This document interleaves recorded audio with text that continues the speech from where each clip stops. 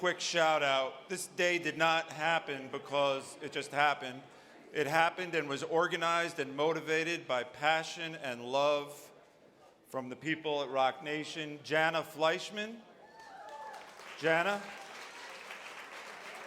Danya Diaz, and most of all, Desiree Perez. If every company in the country was like Rock Nation and had a leader like Desiree, we would be a better country.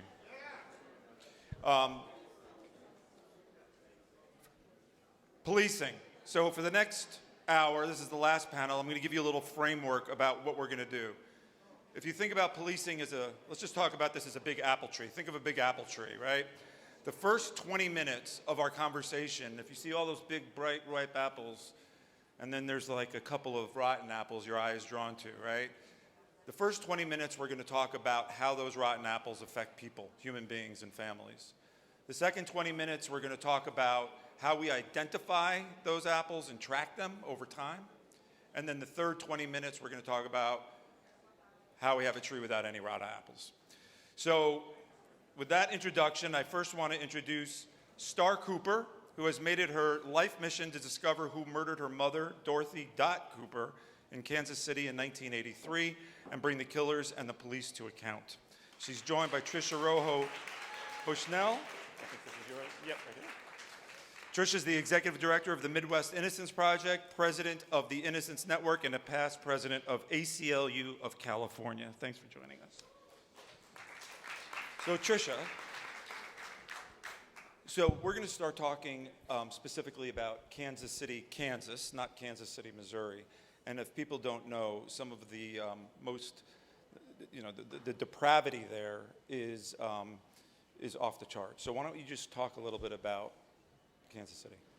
Yes, so when we talk about Kansas City, Kansas, both now and in the past, we really sort of have to go back to the case of Lamont McIntyre to understand the atrocities that are happening in Wyandotte County, Kansas City, Kansas. Because if I just listed them here, you actually might not believe me. They are so extensive. Why don't you list a couple? So, well, we're talking about extreme sexual abuse of black women, murders of women who are connected with police that have never been investigated, physical assaults on men, essentially a criminal cartel running our police department where every system of accountability has failed.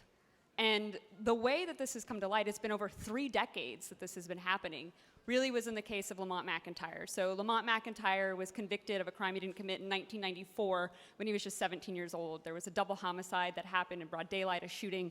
Someone ran up and committed this crime. It took the police 19 and a half minutes to close the investigation. They essentially went to an eyewitness, and they gave a photo array, and they, picked up Lamont, and lots more to go to that. But essentially, he gets convicted, even though he has an alibi. 2 of the witnesses to the crime were family members of one of the decedents, and they go to a hearing, and they tell the prosecutor, that's not the guy. That's not the person who killed my relative. The prosecutor at the time was a woman named Tara Moorhead. She sent one of them home, and she told the other one, you're going to say what I tell you to say, or I'm going to take away your children. And so she does. She testifies against Lamont, immediately recants, and tries to tell everyone to make it right. Fast forward, Lamont's case gets opened by an attorney named Cheryl Pilot out of a law firm, Morgan Pilot, and another organization called Centurion Ministries. And over 10 years of investigation, it became clear what had happened. So Lamont eventually gets exonerated in 2017, and it's through what this investigation revealed, which is essentially this. Lamont was framed because a detective named Detective Roger Golubsky, who was on the force for over 30 years, who retired with honors, still draws his pension today, has never had any accountability, raped women, black women, with impunity for those 30 years. And one of the women that he sexually assaulted was Lamont McIntyre's mother. And when that happened, it happened in the police station. Another police officer walked in, saw what was happening, shut the door, and walked out. She reported him, moved, changed her phone number to get away from him. He continued to harass her. And so fast forward in time, when it comes time for him to cover up a murder, because this cartel knows who's committed this murder and they're profiting from it, when it comes time for him to cover up this murder, he makes a photo array of 5 people, 3 of whom are Rosie McIntyre's relatives. He did not care who he got. but he got someone that hurt Rosie. So through this investigation, it takes 10 years because the community understandably doesn't want to talk about what's happening because it's dangerous. But now we've talked to over 100 women who have been sexually assaulted by Detective Golubski and others. He's not the only one. His partner at the time of all this happening then became the chief of police, right? Tara Moorhead, who was the prosecutor who said, I'm going to take away your children, she's now at the U.S. Attorney's Office. And no amount of accountability has happened. So Roger Golubski's obviously in jail, right? No. No. No. He left there, he went to another police department, and then from there he became the head of security at a hospital where a number of the members of this community go to. He still continues to drive around, people know him and see him. So that is really what launched this into an area where people who were not in the community could see it, right? But it has been openly known in the community for decades that not only Roger Golubski but the police are dangerous, that they rape black women, that there are dead women who were last seen with police officers and whose murders were never investigated, that there are individuals who have been beaten, killed, right, and who, a drug, essentially, organization that's being run. But we can't get anything done about it. Even the community having said all of that, even us now coming in, even with the support of Rock Nation and Team Rock coming in and saying this is not okay, right? The Department of Justice has not launched a pattern and practice investigation when they could take this over and end it. The FBI has twice tried to start an investigation and then always essentially is like, well, there's nothing we can do because the police just come together and hide everything together, right? The blue line. Their internal affairs, who's going to complain? Right? What are you going to complain to? The State Bureau of Investigation said, well, we don't have anything we can do. Take it to the feds. And there's a conviction integrity unit now that exists, so a prosecutor saying we're going to look at these old wrongful convictions that came as a result of Lamont McIntyre's investigation, but those officers are still around. And this is not a secret, it's open. It is open. The Kansas City Star, which is our newspaper, writes about this. So you just Google it? You could Google it, it would pull right up, and nothing has changed. So how many missing black women, and I know Star, you know this, let's turn to you. Tell us a story about your mom and how Roger Golubski fits into this story. Well, my mom got killed my mom got murdered in 1983. I was 1 year old. In 2007, I was like, okay, I want to know what really happened. Nobody never had answers, so I took it up on myself to go to the Kansas City, Kansas Police Department. I want to know what happened. So Roger Golubski at the time was the only detective that I can sit down and talk to. When you mean that you could, why? Was he the only one in there? Or did they tell you had to? No, so at the front desk, they told me that he was the only one that I can speak to. Me not knowing anything that happened to my mom, I'm like, okay, I'll talk to anybody right now. So I sat down with Roger Golubski, and he did the whole investigation. He acted like it took like 2 days. And he called me back in the office, and he was like, well, it's really nothing I can do about it. Evidence is missing. And I was like, as a little girl, I always had dreams that a police officer killed my mom. And he was like, well, why would you say something like that? And I was like, well, no one else can get back in your evidence closet to get rid of evidence. Like, this is what I'm thinking. And that's bullshit. Got discouraged, left it alone. I started reading, 3 years ago, I started reading articles about Roger Golubski, and it was like I was reading my mother's murder. And so I reached back out, went back to the Kansas City, Kansas Police Department. I want answers. And nobody don't want to talk about it. They pointed me to another detective. His name was, I forgot his name, but he pointed me to him, and his first thing was, your mother was a streetwalker. What do you want me to do about it? Let me stop right there for a second. You are searching for answers for your deceased mother. Yes. And he says this to you. Yes. Tell us how that made you feel. I mean, it really made me feel bad. It made me feel horrible, like I will never get help from who I'm supposed to have the help from. And I left it alone. I started getting into they was having rallies over in Kansas City, Kansas. I'm like, somebody is gonna hear me. Somebody has to hear me.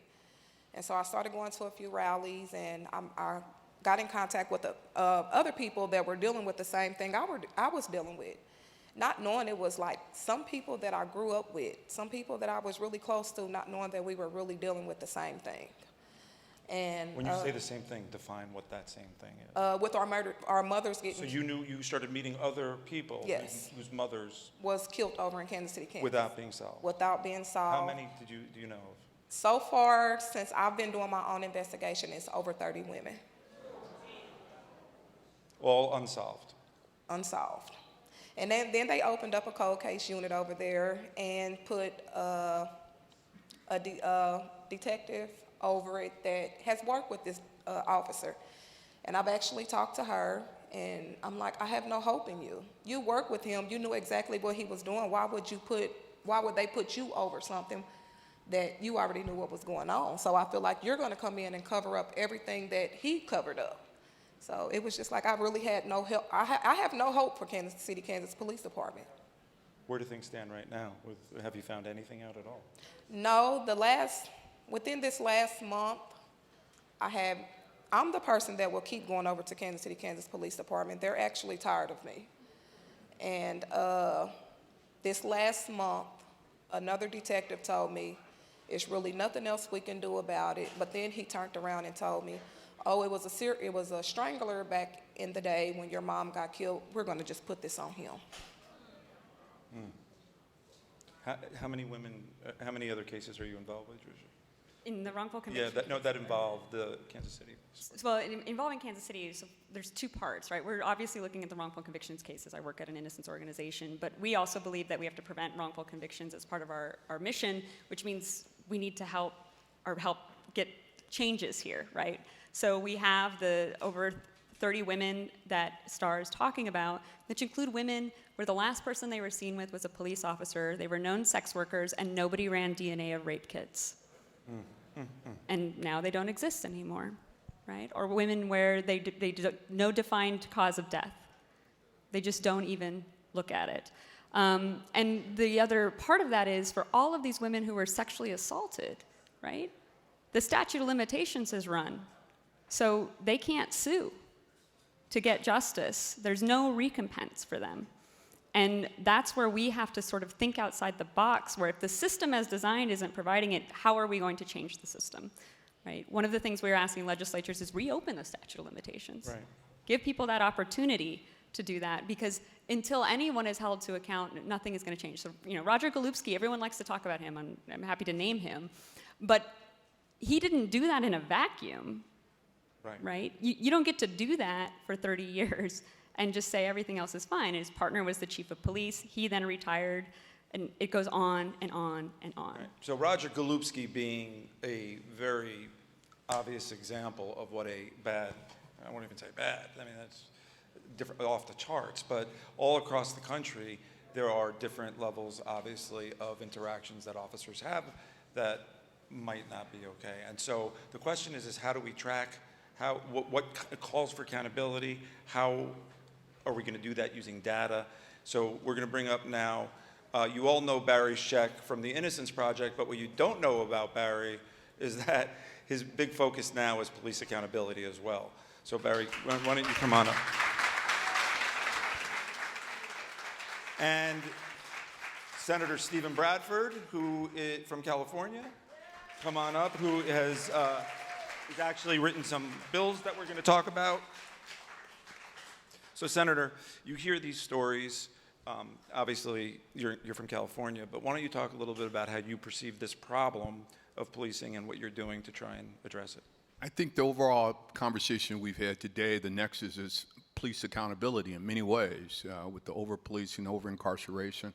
And I introduced a bill 2 years ago, actually, to deal with it, especially in light of what happened with George Floyd. And once the background information was done and you found out Derek Chauvin had many questionable record of his interaction with the public, which would have led to any of our terminations if we were in any other kind of profession with that kind of record.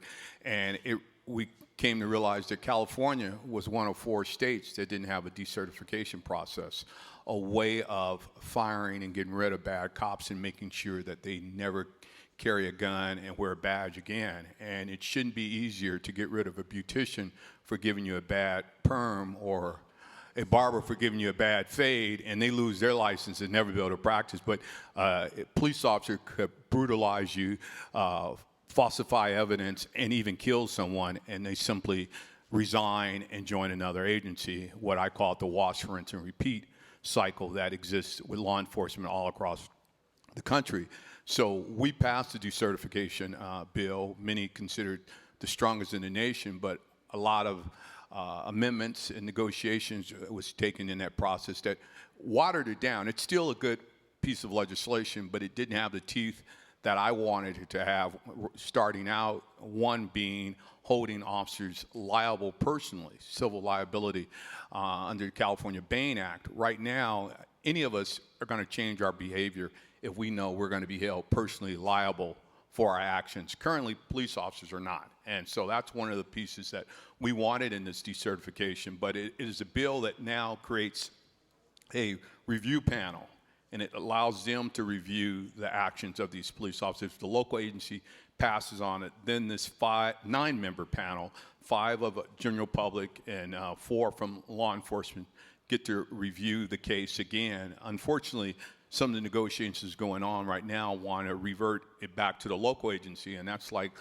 having the fox guard the hen house. We don't want the local agencies to do this. They've clearly shown throughout history that they can't police their own, they cannot govern their own. So SB 2 is a fair, transparent way to help us get rid of these bad cops, because we all have to admit, if they're bad doctors, they're bad lawyers, they're bad elected officials, we have to believe that they're bad police officers too. But the majority of men and women who put the uniform on do it in a respectful, honorable way every day. I have family and friends who are in law enforcement, but as been stated, it's those 1 or 2 bad apples that taint the whole bushel, I should say, and puts the scar. So what we're lacking right now is trust in law enforcement, and through SB 2, we hope that bill will help establish that trust, but also remove the fear, because as stated earlier, black and brown people, we don't hate the police. We fear the police. We don't trust the police. So SB 2 will provide some form of accountability so we can have better trust and better confidence going forward. So Barry, do you think that this is the right model, the right way to go? Well, there are a lot of great things about SB 2, in particular the board that will decide whether or not to suspend or decertify the officers. It has 2 people on it that are from nonprofits that have expertise in police accountability, 2 people who have either a family member or themselves been a victim of police violence, somebody who has expertise on police accountability, and none of these civilians are police officers, and a former high-ranking officer and a former mid-ranking officer make up essentially the 9-person panel. But the one thing that is that we are doing, and we have an entity now due to the money that we got from the Sony Corporation and from Rock Nation that we call the Community Law Enforcement Accountability Network.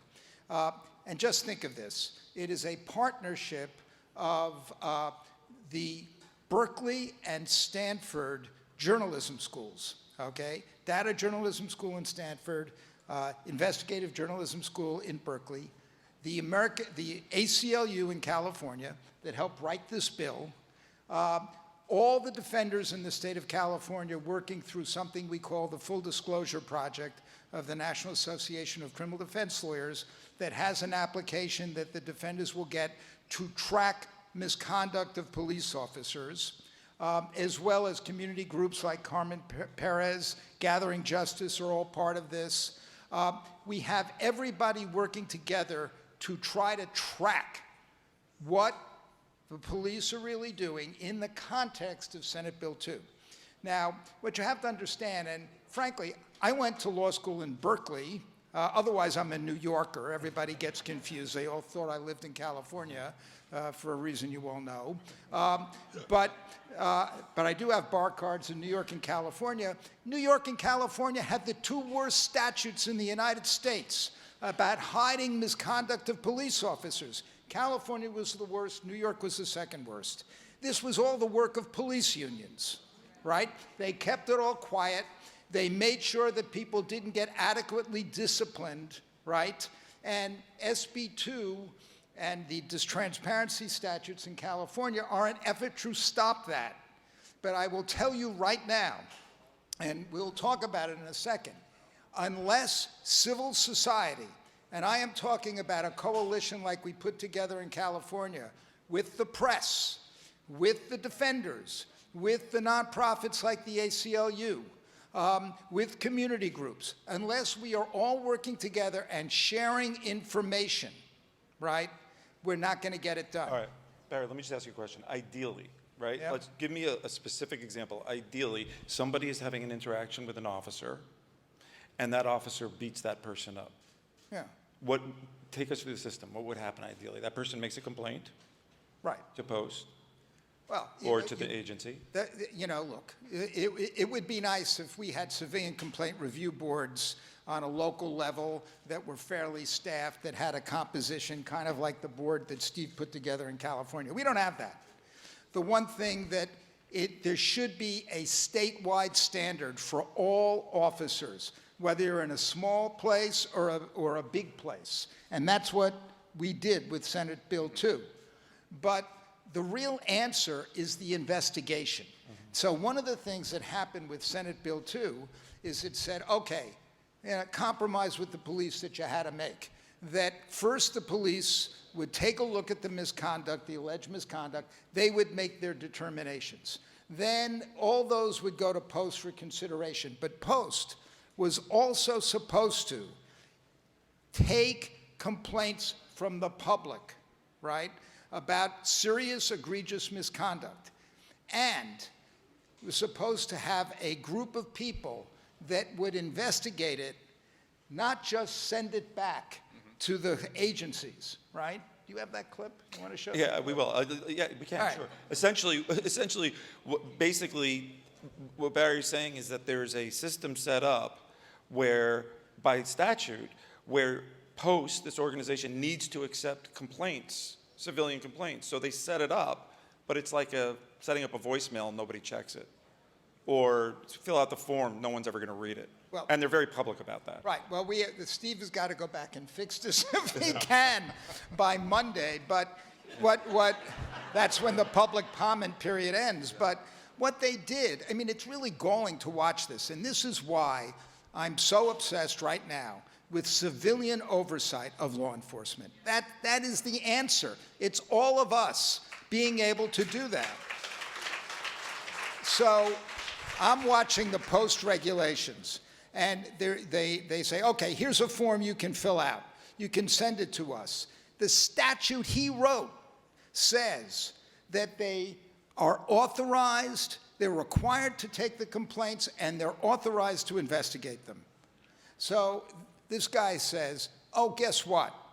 We're going to send all of those back to the agencies. Now, this is nuts. If you have a case where somebody has been beaten up, one of the things in California, by the way, this is a big thing you should look at in other places, it's an act of misconduct to be member of a gang, and they have a lot of them.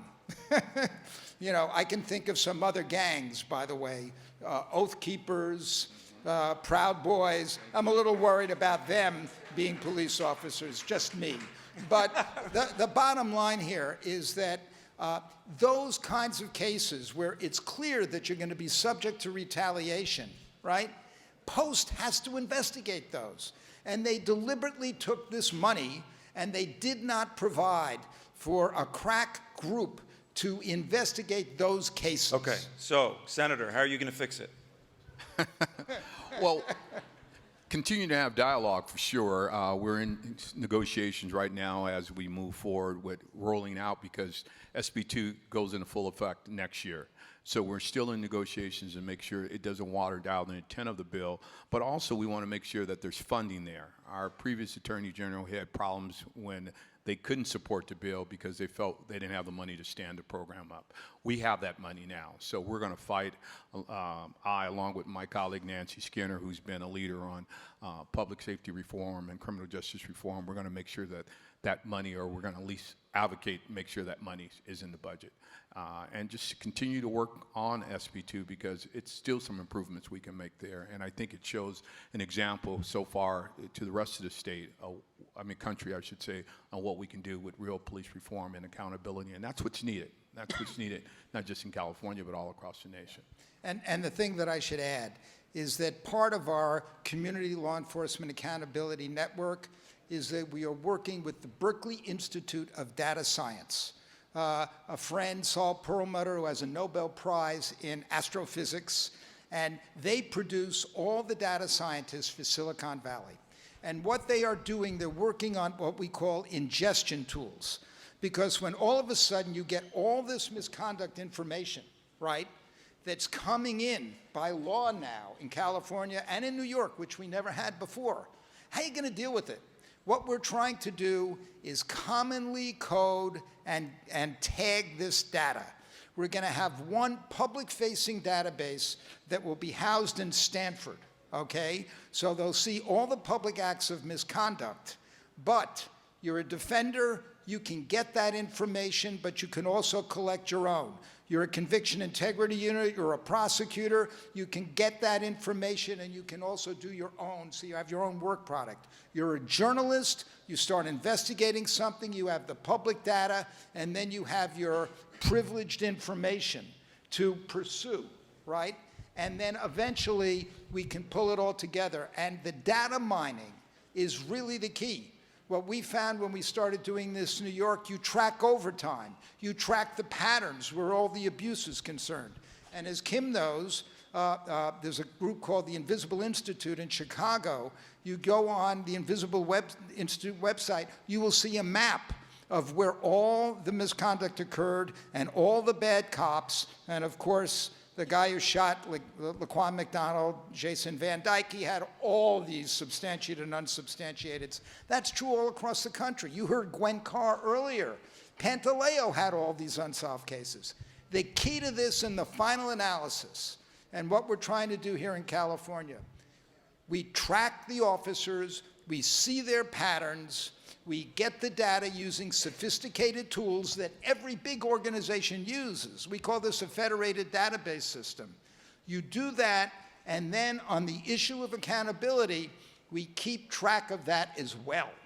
And civil society has to, we have great prosecutors here, right? Attorney generals. But if they didn't have the press and the public behind them in order to stay in office and pursue what has to be done, none of this will work. And frankly, we're in a fight. They're going after a lot of our people. Okay, so this is what we're addressing as policing exists today. So the question is, looking forward, decades from now and the years to come, how do we reimagine police work and the role and nature of what the first responder should be doing for everything? So with that, I want to introduce Sheriff Jerry Clayton of Washtenaw County. He served over law enforcement for 34 years. He's taught at the U.S. Department of Justice, the National Sheriff's Association, the American Civil Liberties Union.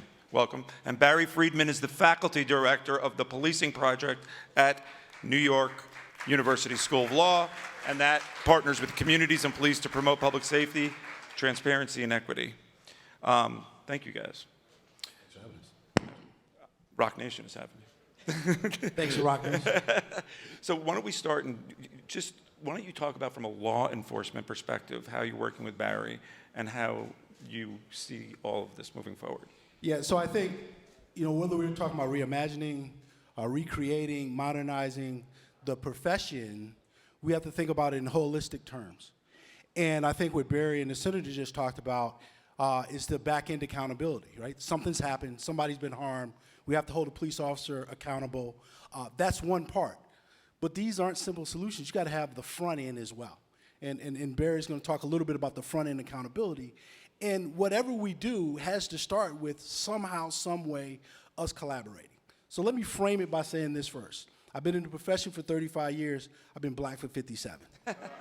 So my lens in through all of this is as a black man in this profession. And my swearing to my grandfather was, as he was an activist working on the outside, making change, you got to have people sitting at the seat that's having the courage to lean in and change from the inside. So part of the work with Barry is, what's the science telling us in the profession that we need to work on? And the first thing is organizational culture.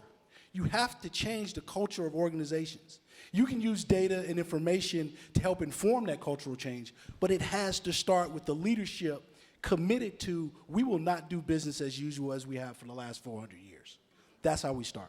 And how have you found the response from your folks? So in our community, it's mixed like anything else because people have an inherent distrust for the police. And it's born out of 400 years of interaction. So what I've said is, don't listen to what I say, watch what we do. So I'll just give an example of one of our programs. It's the 21st Century C3. And it's taken from President Obama's task force. There were a series of recommendations that came from that task force held in 6 pillars.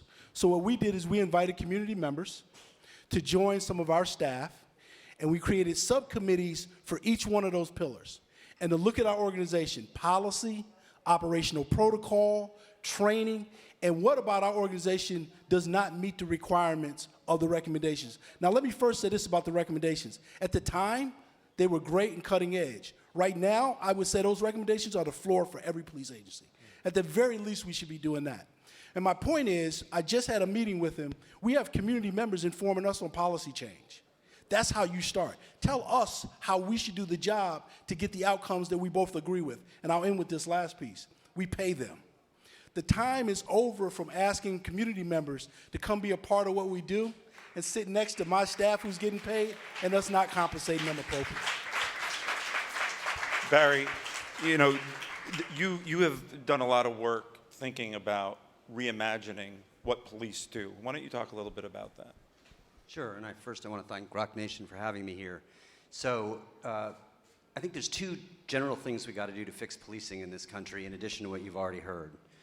One of them is we got to think about removing the police or having them stop being the primary responders to a lot of things to which they respond now. They're just not the right folks, and we talk about that as reimagining public safety.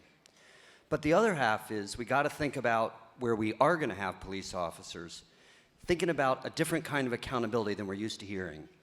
So we're used to hearing about what Jerry referred to as back-end accountability. Something's gone wrong and we want to hold somebody responsible. That's been the story that we've heard for most of this panel. It's the bad apples in the apple tree. But we got to address the tree itself because the problems are systemic. It's not just bad apples, it's the tree itself. So in that vein, some examples of what police officers shouldn't, in your mind, be doing that other people can. Sure. You know, we've heard some tough stories here, and I want to tell some tough stories, but I'm going to do it in 10 seconds because you know these stories. All I need to say is Sandra Bland. All I need to say is Dante Wright. So those stories all involve traffic stops that end horrifically. And what we do is we want to hold the officer accountable. But think about them a different way. Think about what all of those traffic stops involve. Let's just take it apart a little bit. First, somebody stopped for something that's pretty low level. There's an air freshener on their rear view mirror. There's a turn signal that never got hit. How many of you never hit a turn signal when you shifted lanes or turned a corner, right? Lots of you. I do it all the time. There's all kinds of low-level stuff like that. So I don't know whether we need to enforce that at all. Second, a lot of that enforcement is fines and fees enforcement. It's not really about traffic safety. It's about getting money out of people's pockets to sustain municipalities. So we got to stop doing that. Then, even if you think we need to have that enforcement, why does it have to be a traffic stop by the officer? I mean, you got a license plate there. We got the technology to capture those license plates because we're using that for enforcement. So take a picture and send somebody a ticket if you're worried about the air freshener. Then, in some of those cases, we're going to pass a lot of legislation with all this clapping. So in some of those cases, there is a stop, and then somebody starts to run. That's what happens with Dante Wright. Let him run. I mean, so what? We know where they are. We know who they are. We just go up and deal with it later, right? Why do it right then? Why are we using deadly force for minor issues? So So I'm going to give you an answer, but I actually want to ask everybody to do me a favor since y'all are so engaged. So I'm going to give you a phrase, and I just want you to say it back, okay? Front-end accountability. Thank you. So instead of just looking for the bad apples, we got to fix things on the front end. We got to keep bad things from happening in the first place. And we can do it. It's all about legislation. It's all about setting rules for the police. And it's startling to me. In most states in this country, there is not a comprehensive statute that tells police how to use force. In most states of this country, there is not a law that says when traffic stops are appropriate and when they're not. In most states in this country, there is not legislation that says when fines and fees are appropriate. In most states in this country, there is not a law that says when it's appropriate to use force for a minor offense. Some states are just starting to do this, but that's what we got to do. And then the last piece is, traffic enforcement's a good example of what Jerry and I talk about a lot, which is, do we have cops where they don't need to be? So you're hearing a lot about this for mental health and behavioral issues. People are unhoused. But do we need cops for traffic offenses? It's not clear that we do. And then think about noise complaints and animal control and so many other issues. Do we need police? And even if we need police, because Jerry and I agree on this, should they be out front? Should they be the first responder? How about mediators? So I think, and Jerry can actually speak to this way better than I do, but I actually think a cop on the street answering 911 calls, what they do the most, tell me if I'm right, is mediate disputes that people are having. Is that right? He's right. Most of our responses to call for services are lower level. And I don't disagree with Barry and the other folks that say we need to look at alternative responders. I say we need to do it in a very thoughtful way. Here's what scares me, that folks in such a rush to go alternative responder, they don't do it strategically. They're not looking at the outcomes that they want. And the same people we're saying we're trying to protect, and let me just be frank, people that look like me and you often get harmed. So I'm a proponent of alternative responses, but let's do it in a strategic and deliberate way. Let's make sure, and here's the other people that are getting off the hook, elected officials. So let's just be really, really clear. We were talking about police contracts, about holding officers accountable. Police chiefs don't sign those contracts. Elected officials sign those contracts. Here's the other thing. When we're talking about alternative responders, we better make sure that we've made structural investment in all the different programs and the different responders that we want to respond 24/7, 365. So we can't partially do it and say, well, we want alternative responders, but we only want it 9 to 5, Monday through Friday. And every time else it's okay for the police to respond. That makes no sense, but I don't hear people talking about that. So the sound bite sounds good, but let's talk to the elected officials, all the governmental folks, and let's make sure that when we're talking about doing this, we're doing it the right way. And I'll end with this. We've got a co-responder unit that we just rolled out. We've established the criteria for using that unit. We're training our dispatchers to use the unit. We're starting slow in a pilot. We're assessing the impact, and we're willing to make the change that's required if it's not working the way we want. And the last thing I'll say is our ultimate outcomes that we developed in conjunction with the community. We didn't tell them this is what you want or you need or what you need. We asked them, what do you want, and how are we going to put it together that way? Wow. It's a very nuanced issue, and there's a lot to it. But we need to move on, and we have a great person to bring this all together for us. There's all of these challenges to bridge the divide. We're very lucky to have Professor Paul Butler from Georgetown with us. Georgetown Law, MSNBC legal analyst, former federal prosecutor, author of Chokehold Policing Black Men, and a brilliant, brilliant professor. Professor Butler, you and I were speaking a little bit before, and I had watched some of your work. I actually think the backstory of your childhood is kind of interesting. Why don't you just start telling about your experience? Great. Thank you, Dan. Thank you for that introduction. And now, in the words of Jay-Z, allow me to reintroduce myself. My name is Paul Butler, and I represent the people. That's how I used to start my opening statements to juries. I was a prosecutor. I represented the government in criminal court in the District of Columbia, and I used that power to put black men in prison, and black women, and poor people, Latinx people. Like a lot of prosecutors, that was pretty much all I did. During the time that I did that work, I learned some things, and my work as a scholar and activist has been about what I learned. And there are bad apple cops, and that's the story that Dan wants me to tell, and I'm happy to talk about being a 10-year-old kid in Chicago, growing up, riding my bike from my wonderful all African-American neighborhood across the tracks, literally, across the tracks to the library, in the white neighborhood.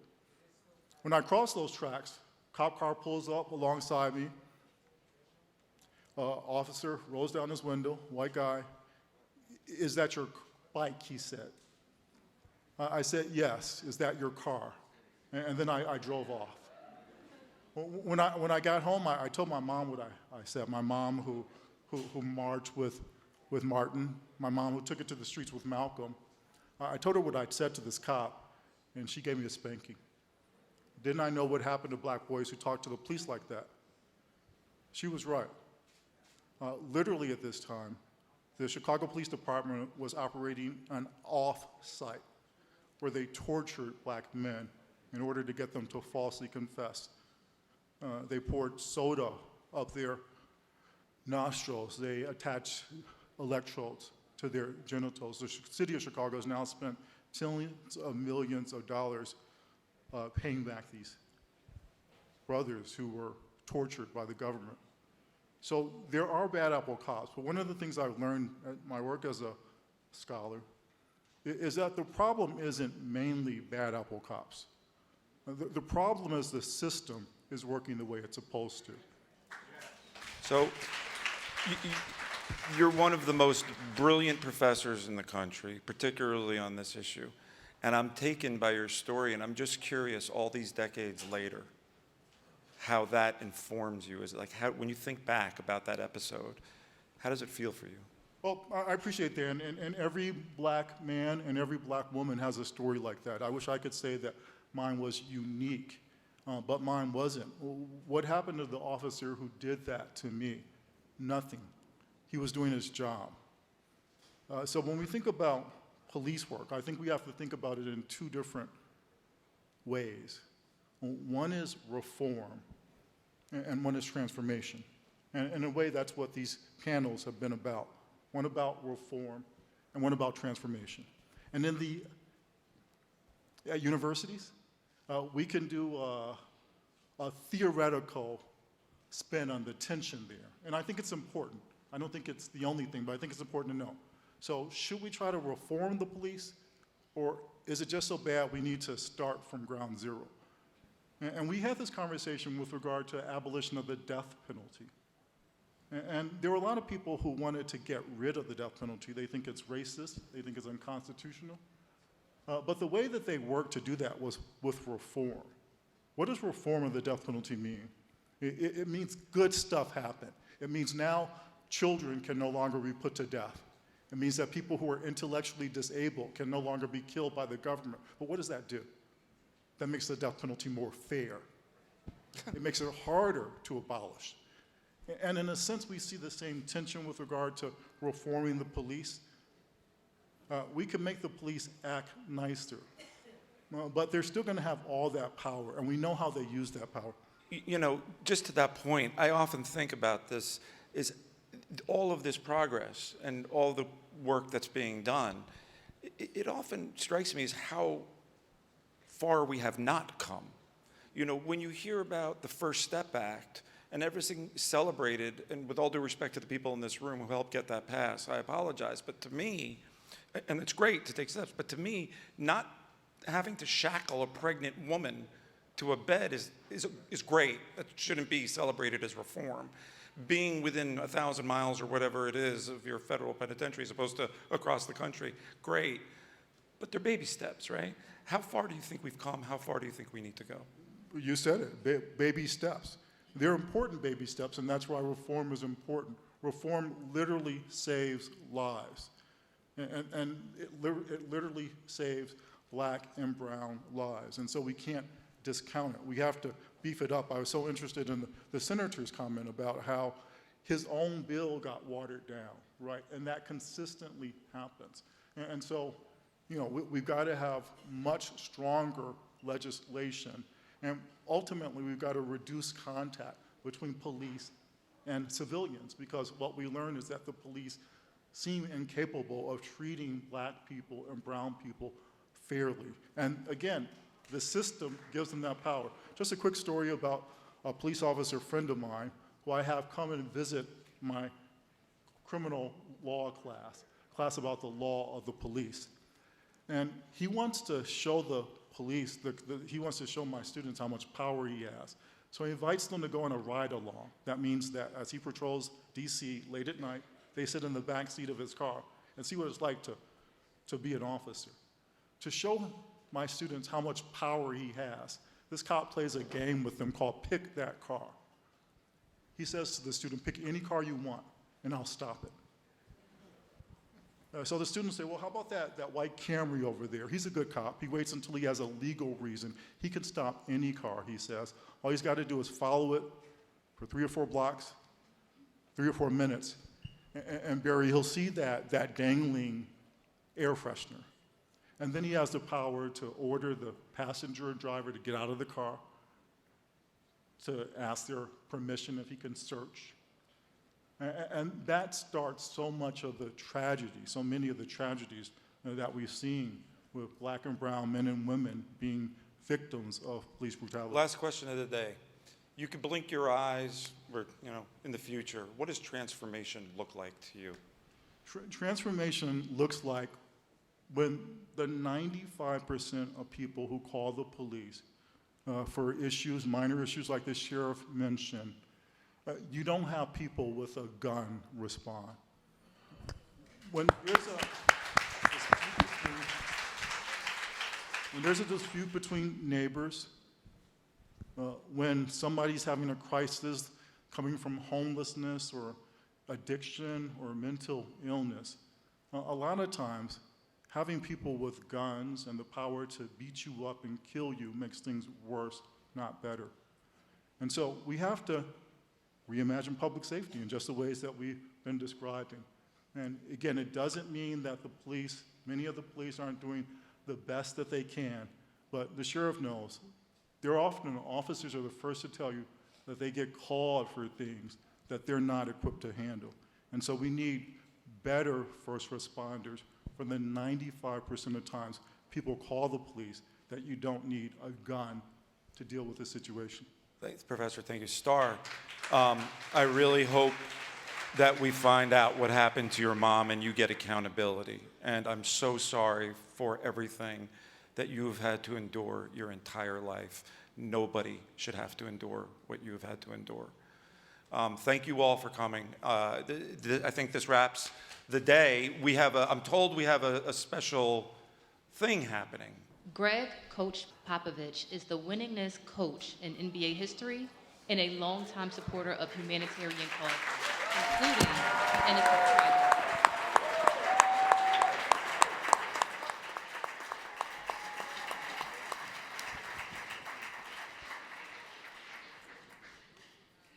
I didn't do it.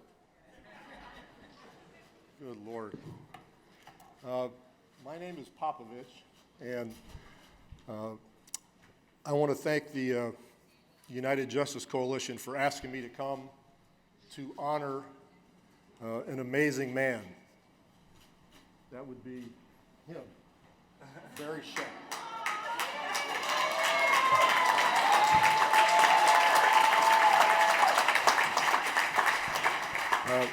I'll be relatively brief, but I just want to tell you about this guy.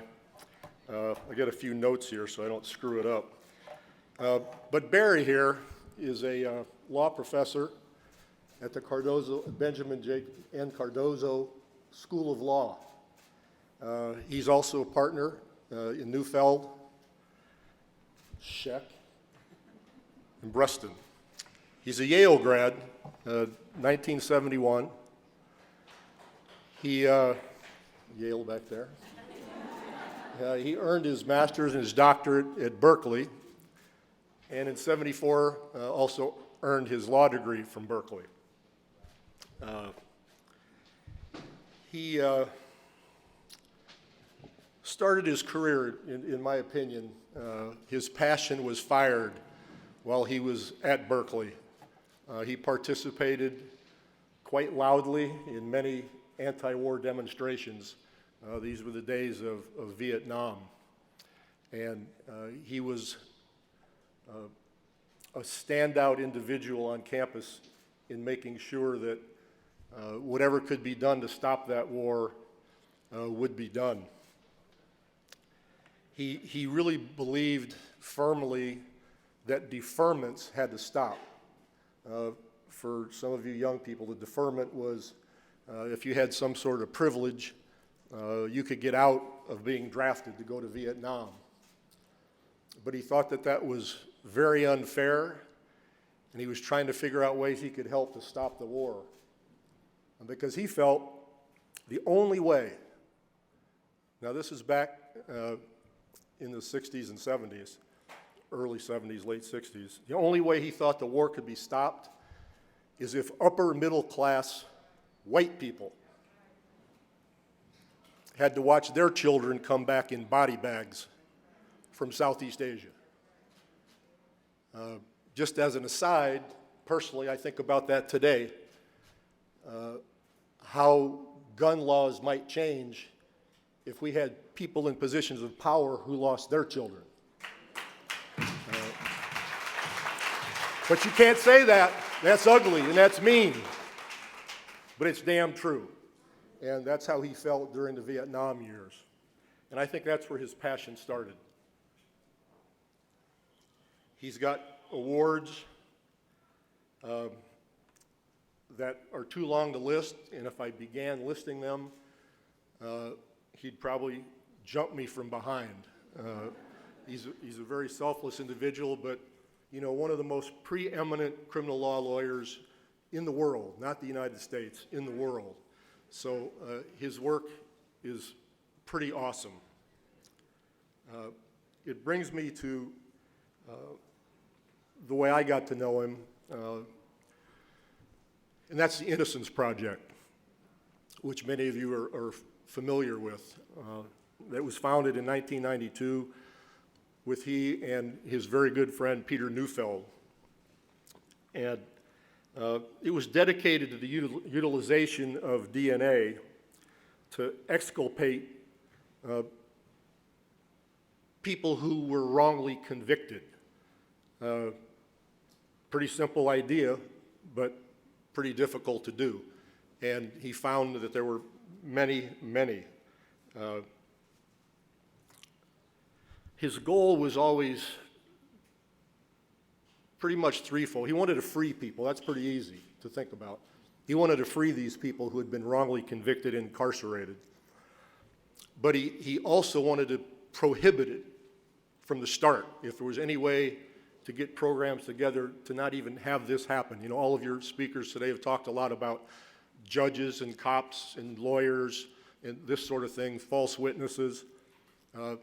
What could be done to preclude that conviction? And also, what can we do to establish systems across the country that are more equitable so we could actually make changes in states? I live in Texas. It's a shit show. I can say that because I'm a coach. I'm in the locker room a lot. You know, Barry probably wouldn't say that. Probably nobody up here would say that. There you go. Right on. So it's a situation where this organization, the Innocence Project, has spread itself throughout our country. And I just want to give you a few figures that maybe some of you or many of you aren't aware of, so you understand very specifically about what it means to be wrongfully convicted. I wrote this down so I wouldn't screw it up, and I just met two more exonerees backstage, one that was in prison for 27 and a half years before he came out. 16 is a number, that's the average time spent by an exoneree who was wrongfully convicted. Average of 16 years. I can't imagine a day or two or a week. I can't put my arms around it. I mean, this is the country we live in. I don't have the answers, but it pisses me off, it hurts me, it confounds me, and I wonder, where the hell do I live?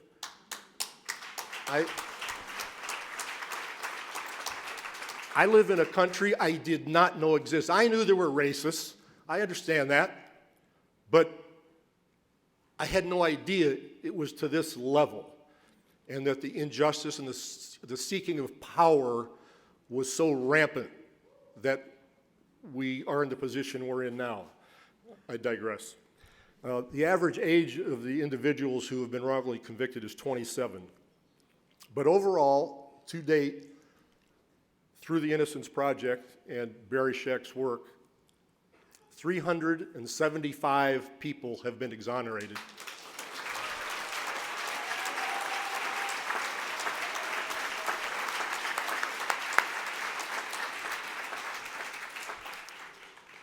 Now you take those 375 people and understand they all have families. They didn't just bring cookies on the weekends, they suffered.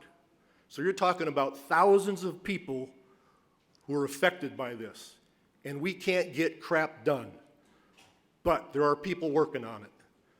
And the Innocence Project is one of the best. The last figure I want to give you is 3,690. If you add up the years that those 375 men and women spent in jail, it's 3,690 years in frickin' prison. 58% are black.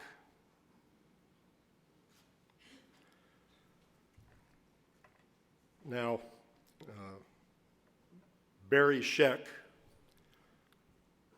knows full well, just like anybody in this room who's been successful, you don't do it on your own. His organization is amazing, and that's why UJC and Team Rock wanted to honor him today. It's been, he's got thousands of people working on this in all the states. As I said, these exonerees have been exonerated from 32 of our states, so it's nationwide. But what's special about this guy, beside being selfless, is that vision started back on that campus during the Vietnam War. And his tenacity, his consistency, and his love of justice is why we want to honor him tonight. Barry Scheck.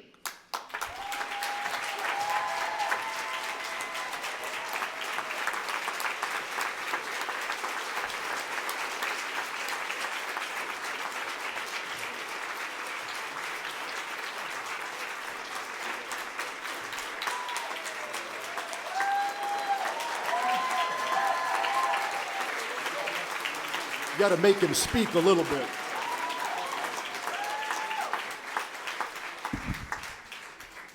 Oh, Desiree, Danya, this is a shock.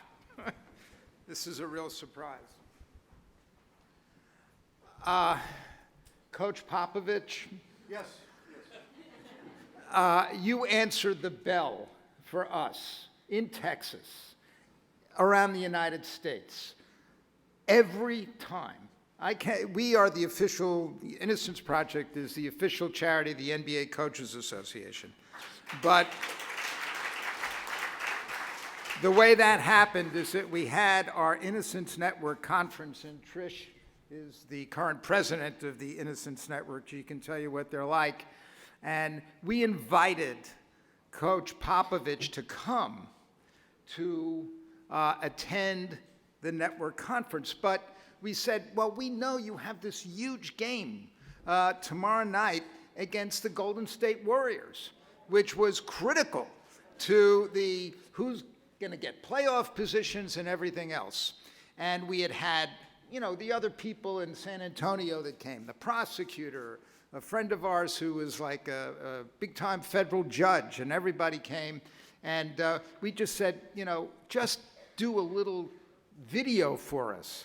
And he said, no, I'm coming. and don't tell anybody I'm coming, right? So he shows up, and he just walks around, he watches everything. He sits with us at lunch when exonerees get up and they do this thing where they were trained by the moth to tell stories for 8-10 minutes, and he's laughing and he's crying and he's watching all of this.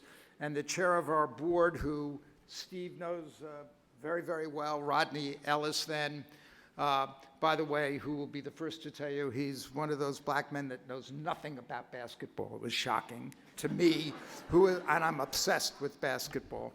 And Pop says, I got a good idea.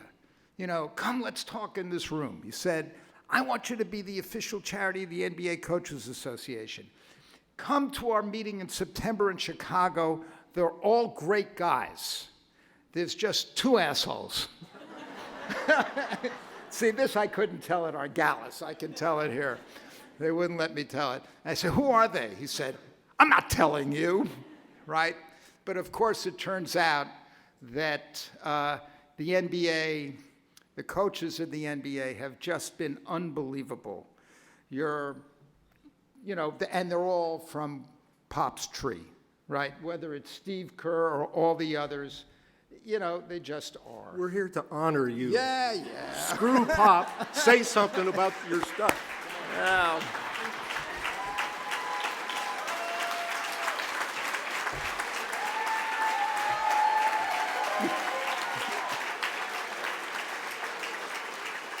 I'm profoundly embarrassed. I just figured I had to tell that story. Look, he does so many things that he doesn't talk about, right? That really advance the cause of justice. And he is fearless, and that is what Rock has done. I mean, it's just amazing that you guys came forward. You're funding things for us, whether it's Parchman, and I mean us, I mean the movement that nobody would touch. Really taking celebrity and moving people, whether it's the NFL or the NBA or all these people, moving them in a direction that's really important. So I am supremely humbled and honored that you did this. I feel actually quite undeserving. The truth is we have a network of people, they're just incredible, that do all these exonerations, and we have all our friends in the press and everywhere else that have made this happen. So I'm truly humbled. I feel undeserving, but I'll take it anyway.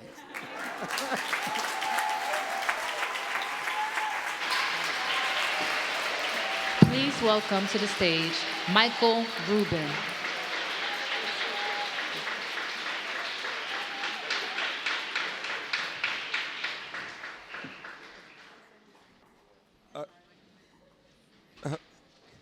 Michael,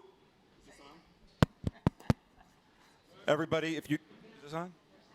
Hello? No, it's not on. If everybody does not know Michael Rubin is a world-class justice seeker. I met him when I did a story on NBC with Meek Mill. Can I tell just a really quick little story? I'm sorry. I was in Michael's office, and we were filming, and we didn't know Meek was going to get out. And we were going to do a story anyway, whether he got out or not. And Michael gets the call from the governor's office while we're there that Meek was getting out that evening, and it was Game 5, the Sixers against the Celtics. And Michael says, you know what? Meek had a dream that I was going to pick him up in a helicopter. I was like, that's nice. He goes, get the heli going. He has a helicopter in the back of his building, and he takes the helicopter. He's the nicest, most humble, unbelievable man, Michael Rubin.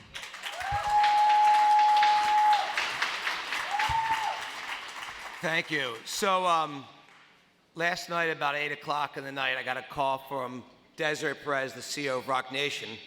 She said, what are you doing tomorrow night? I said, I'm going to be in New York. And she goes, and you're going to be coming to this incredible group I brought together to tell a little bit about why we started the Reform Alliance and how everyone can work together. So when Desiree tells me to go somewhere, she's probably the only person in the world other than my 16-year-old daughter that I actually listen to. And Desiree said I should be here, so here we are. So Des, first and foremost, Des, thanks for bringing everyone together here. This is, thank you for giving me an opportunity to see this. Thanks for doing what you do day in and day out. Barry, when I first got involved with criminal justice before, Barry was actually, I think you may have been literally the first person I met, and such respect and admiration for what he does day in and day out and the way he dedicated his life to helping people that really needed help. So congrats to you. Absolutely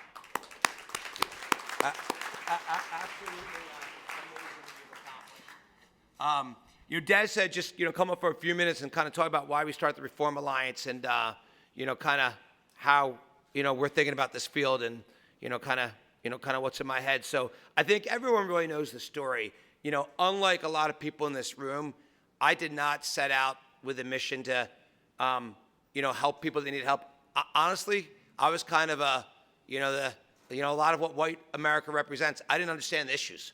I was kind of working 24/7 in my business and, really didn't understand this. But I had a friend, Meek Mill, who was a really good friend of mine, who kept telling me about the issues that he had. And, as he became a better friend and I would, kind of listen, more closely to the issues, my life changed one day when he said to me, and I think a lot of people probably know the story, but he said to me, "Hey, Michael, can you come to court with me today?"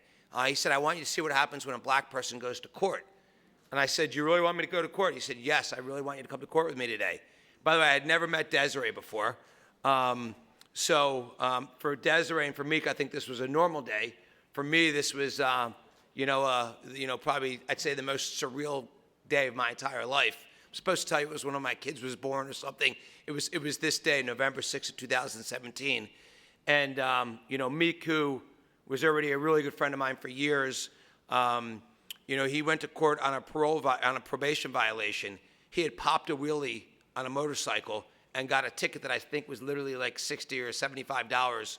And he'd also broken up a fight in an airport where there was surveillance showing that he was literally breaking a fight up. And for that, he was going to court for a probation violation. And I told him for the months leading up to this, "Hey, brother, this is not going to be an issue. Like, no one goes to jail for breaking up a fight for popping a wheelie. Like, you're good." Shows you I didn't know shit. And shows you do not listen to the white successful business guy. That's the wrong thing to do. I went to court and, I watched, it was actually fascinating. I watched the probation officer get up and say, Robert Williams is a model probationer. He's done everything we've asked. We recommend no sentence. I said, great. The probation officer just said, you're good. Then I watched the district attorney get up and say, we don't object. We recommend no sentence. And then the judge went for like an hour, and they actually had an intermission. And at this intermission, Meek and I went to the bathroom. I said, you're good. Don't worry about it. We came back, and they said, hey, Michael, it's kind of like this. They said, hey, Michael, can you get up and speak about Meek? I had no idea. And so I said, yeah, I'll get up. And, I generally think I'm a pretty good salesman. I could sell anything. I get up, I start telling the story about Meek. I've known this guy for multiple years now, and he's a great guy. He knows, by the way, you're talking about the NBA. He knows the commissioner of the NBA for me, the commissioner of Major League Baseball. And he's friends with my mom and my kid. And, he knows so many owners of sports he's met for me. Everyone loves this guy. I'm sure he's not perfect. I didn't know him 10 years ago, but he's a really good guy. And, we got to bring people together. And, I talked for about 15 minutes. I thought I'd give a really compelling, reason on why he shouldn't go to prison. I sat down, and about 10 minutes later, they said, Robert Williams, 2 to 4 years in prison. And, I'm like the least emotional person in the world. And tears started coming out of my eyes. And I watched them put Meek in the handcuffs. And I watched them, give his wallet and his watch to his mom. And I looked at his mom, and I said, I will not stop until I get your son out of prison. And Desiree looks at me. She goes, hi, I'm Desiree Perez. I run Rock Nation. She goes, I will not stop until I get Meek Mill out of prison. I said, well, I guess we're going to do this together. And that was my introduction to the problems of criminal justice reform. Now, the interesting thing is, if I'm being totally blunt, I didn't give a shit about anything other than getting Meek out of prison. I didn't understand everyone else's problems. I thought this was like one crazy-ass judge, and by the way, she was a crazy-ass judge. They don't get much crazier, but she was crazy. And I said, okay, so like we're gonna work to get him out of prison. And Desiree and I, you know, she's there's not a better fighter in the world than Desiree Perez, literally. And you know, she does everything to bring everyone together, just like all of you in a room, and just like she ordered me here today, and I'm here. You know what I learned in this experience with Desiree is, you know, I thought, you know, originally we were like, you know, doing what, you know, you do in a street fight. We were getting everyone to help from getting investigators to find out what really happened. And, you know, we had unlimited resources. So it was kind of, it was something that nobody else, the millions of people that are unfairly trapped in the system didn't have any of these resources. So Meek was in a special position. He had the help of Desiree and the help of me and unlimited resources. But what happened during that process is I realized was, holy shit, this isn't about Meek. That the entire criminal justice organization is like one of the most broken things I'd ever seen in my life. And, you know, I'll kind of get to the punchline here. We found out that, and you don't think this was possible, it was like, you know, if anyone would watch Training Day, I'm sure a lot of people have, the police officers that arrested Meek, it was just another version of Training Day. We found out after we hired all these investigators that actually the entire police unit that had arrested him had all been fired for committing crimes, framing people, setting people up. You can't even make this up. And so we found a police officer. We started interviewing the cops, and they said, oh, no, the whole thing about Meek, he didn't actually point a gun at a police officer. The whole thing's a lie. We said, will you sign an affidavit saying this? They said, sure. I called Meek. I said, I got great news. You're getting out of prison like in the next couple of days. This was actually, the Patriots were playing the Eagles in the Super Bowl. And I was rooting for the Patriots against my team, by the way. I shouldn't say that, but they didn't win that time. But they normally win. So I told Meek he'd get out of prison the next couple of days, and that was February 1st, and he didn't get out of prison for another 3 months. And that's when I realized how broken the system was. So, you know, at that point, myself and Desiree and Jay-Z and Robert Kraft start saying, like, when Meek gets out of prison, we need to do something about this. And that's really why we started the Reform Alliance. Because, you know, I think, you know, for Meek, for Des, for Jay, this was a normal day in their lives. But for me, I'd never seen anything like this. And I think for Robert Kraft, who I pulled into this, who owns the Patriots, he'd never seen anything like this. And look, you know, we started the Reform Alliance, you know, 3 years ago with the goal. And, you know, sometimes you just got to come up with bold goals like you do in business. You know, I had someone really smart say you should have a goal to get 10,000 people out of the system. And we said, fuck that. We want to get 1 million people out of the system. Because we said, hey, by the way, it was pretty easy math. We said there's over 6 million people in the system, 4.5 million people on probation and parole. And by just what I had learned, we said there's got to be at least 1 million, probably millions, at least 1 million that shouldn't be in the system. And so we started the Reform Alliance to actually fix the underlying problem. How do we change, fix the probation laws, the parole laws that actually put people in prison for not committing crimes? So when we learned that 25% of people that go to prison each year actually don't commit crimes. And by the way, Kim Fox, she's one of the first people I met. I love her because she's doing the same thing. And I know one of her great friends sitting right next to her, who I met through Robert Kraft, who is, I think, the Attorney General or District Attorney of Boston, or whatever we call the whatever. She's running shit in Massachusetts. She's doing the same thing. And the most important thing I've learned, because you know it, as a business person who believes you can do anything you set your mind to, I'll leave everyone with this thought. The only way to fix this incredibly broken system is for all of us to work together. That is the only way to do it. And so you know what? Desiree and Rock Nation did all the great work to bring everyone together here. And, you know, Barry, I think this is really about you today. But if there's one thing I've learned in my, I got in this field November 6, 2017, knowing nothing about it, believing that you don't go to prison if you don't commit crimes. And today I've learned that I was dumb as shit, and that there's millions of people in the system that shouldn't be in the system. So I think, we're doing a small part at the Reform Alliance, but I think the way we win is we all work together. And this is no different than a sport. It takes many great athletes to work together. So I'll say congratulations and thank you to all of you in this room.